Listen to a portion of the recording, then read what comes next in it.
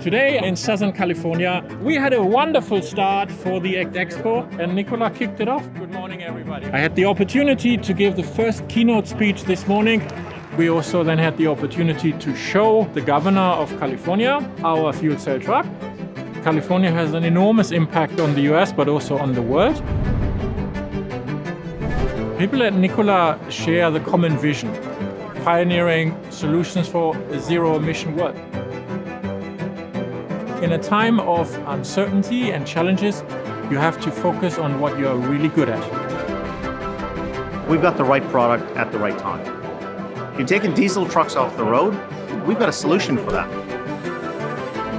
We've got the fuel cell truck, we've got the mobile fueler, and we've got the supply. Man, this thing gets up to speed. It does.